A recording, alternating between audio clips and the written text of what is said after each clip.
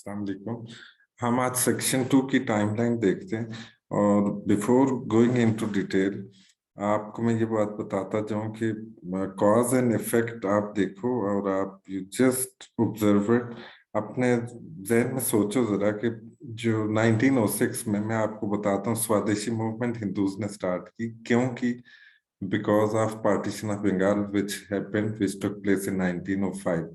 तब cause of course partition of Bengal बना for स्वदेशी मूवमेंट जो कि हिंदूज ने स्टार्ट की 1906 में। अब अगर नेक्स्ट हम इवेंट को देखें 1906 में तो शिमला डेप्यूटेशन अक्टूबर 1906 ये कभी भी ना होता अगर स्वदेशी मूवमेंट ना होती, मुस्लिम्स को कोई थ्रेट ना होता हिंदूज की तरफ से। फिर आप formation of All India Muslim League की बात होती है दिसंबर 1906 में। तो it happened because Simla deputation was so successful. तो कॉज एंड इफेक्ट। तो रिमेंबर जिस स्टोरी फॉर्म के अंदर आप अगर इसको इन इवेंट्स को मेमोराइज करते हो तो ये एक तो आपकी लॉन्गर टर्म के लिए आपकी मेमोरी का पार्ट बन जाएगा और सेकेंडली ये बहुत इजी होता है।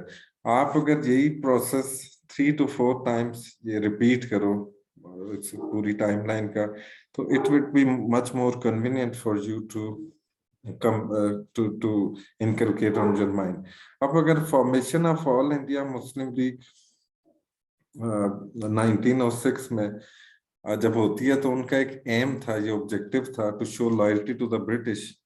तो ये एक रीजन था कि जिन्ना ने आईएनसी को ज्वाइन किया, not all India Muslim league, क्योंकि जिन्ना वांटेड सेल्फ रूल। तो हर इवेंट दूसरे इवेंट से लिंक कर रहा होता है। ब्रिटिश कभी भी प्रेस एक्ट पास ना करते 1908 में अगर स्वदेशी मूवमेंट ना होती।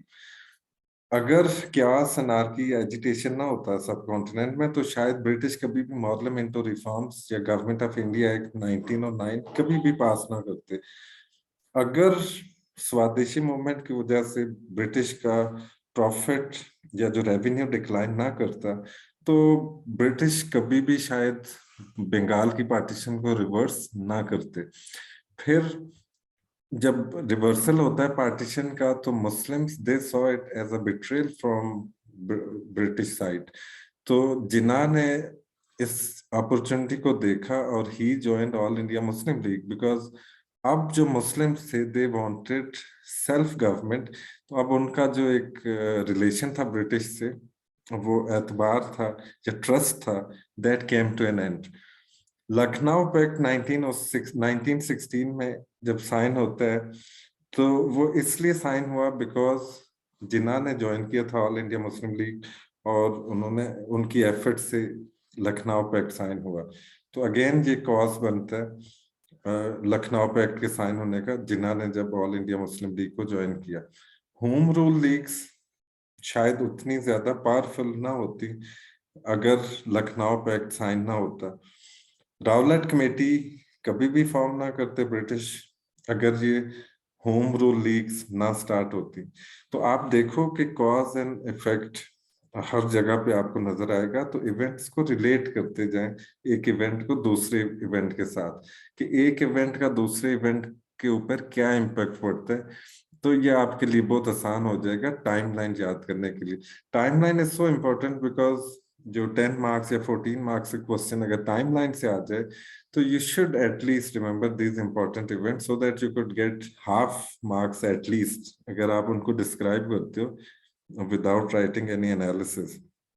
अब माउंटफोर्ट रिफॉर्म्स ना आती अगर ब्रिटिश वर्ल्ड वॉर 1 खत्म ना होती 1918 में, खिलाफत मूवमेंट कभी भी स्टार्ट ना होती 1920 में अगर ब्रिटिश ये वर्ल्ड वॉर 1 हार जाते। तो आप देखोगे हर इवेंट का किसी इवेंट के साथ रिलेशन होता है।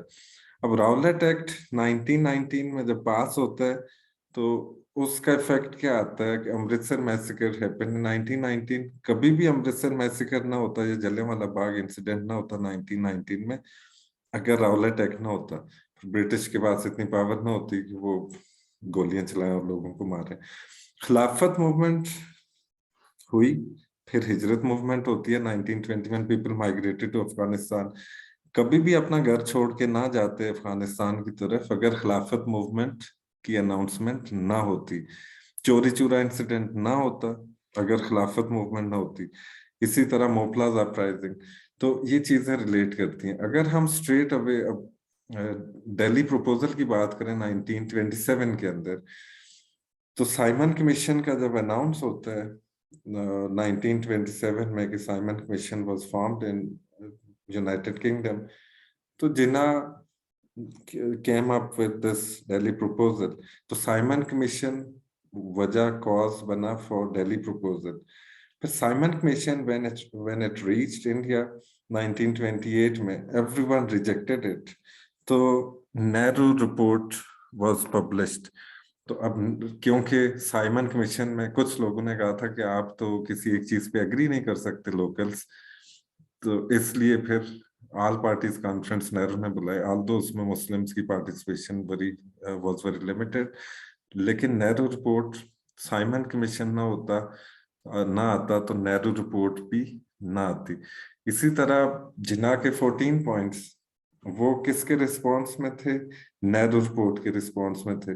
तो जिन्ना 1929 में कभी भी मोहम्मद अली जिन्ना 14 पॉइंट्स के साथ ना आते अगर नेहरू रिपोर्ट ना होती। फिर जब नेहरू रिपोर्ट पब्लिश होती है 1930 में, तो नो वन एक्सेप्टेड इट। तो अब ब्रिटिश के लिए it was hard to rule, तो बिकॉज पूरा सब कॉन्टिनेंट डिवाइड था। तो उन्होंने कहा व्हाई नॉट सबको एक टेबल के ऊपर बैठाते हैं so that we could get some sort of इसका कोई सोल्यूशन निकालते हैं सब कॉन्टिनेंट का। तो पहली आरटीसी होती है round table conference 1930। Round table conference, पहली राउंड टेबल कॉन्फ्रेंस अगर सक्सेसफुल होती तो सेकंड ना होती, तो इसका मतलब पहली round table conference was a failure. इसलिए फिर सेकंड राउंड टेबल की तरफ जाना पड़ा। जब सेकंड राउंड टेबल भी फेल होगी तो फिर थर्ड राउंड टेबल कॉन्फ्रेंस की तरफ जाना पड़ा। So that's why there were 3 round table conferences. अगर ये राउंड टेबल कॉन्फ्रेंसेस सक्सेसफुल होती तो ये गवर्नमेंट ऑफ इंडिया एक्ट 1935 में कभी ना आता। तो अब ये कॉज एंड इफेक्ट हर जगह पे आपको कॉज एंड इफेक्ट नजर आता है। ये जस्ट एक टाइमलाइन को आप थोड़ा डिफरेंट वे के अंदर you can remember this story form में। गवर्नमेंट ऑफ इंडिया एक्ट ना होता तो फिर इलेक्शंस भी ना होते और कांग्रेस रूल भी ना आता 1937 में। अगर कांग्रेस रूल ना होता तो मुस्लिम्स कभी भी डे ऑफ डिलीवरेंस ना सेलिब्रेट करते 1939 में, बिकॉज कांग्रेस की जो टायरनी थी या मुस्लिम्स के साथ जो उनका जो बिहेवियर था या overall attitude what ever happened at that time, हम इवेंट्स डिस्कस नहीं कर रहे, हम टाइमलाइन के ऊपर बात कर रहे हैं। तो ये अगर ये कांग्रेस रूल ना होता तो फिर लाहौर रेजोल्यूशन भी ना होता। फिर वर्ल्ड वॉर वन में वर्ल्ड वॉर टू में सॉरी जो 1939 में स्टार्ट होती है, तो British were losing the war initially. तो अगर ब्रिटिश की स्ट्रेंथ होती, वो अगर इफ वो अपने वॉर जीत रहे होते ये वर्ल्ड वॉर टू 1941-2 में, तो कभी भी क्रिप्स मिशन को ना भेजते। तो क्रिप्स मिशन आया ही तब है because they were losing the war. फिर क्रिप्स मिशन आता है, प्रपोजल लेके आता है, वाज नॉट एक्सेप्टेड। तो गांधी ने क्विट इंडिया मूवमेंट स्टार्ट की in response to Cripps mission कि नहीं हम नहीं मानते। फिर गांधी अगर जेल ना जाता आफ्टर क्विट इंडिया मूवमेंट, तो गांधी जी ना टॉक्स ना होती 1944 में। तो इस तरह यू कैन सी कि हर इवेंट हर दूसरे इवेंट के साथ कहीं ना कहीं लिंक कर रहा है। तो you have to see cause and effect. So I hope कि आपको ये इस लेसन के अंदर ये टाइमलाइन याद करने में कुछ ना कुछ आसानी होगी। जरूर बताइएगा कमेंट्स के अंदर कि if you like it or you want something else to be included in next videos. So till next video, thank you very much. See you.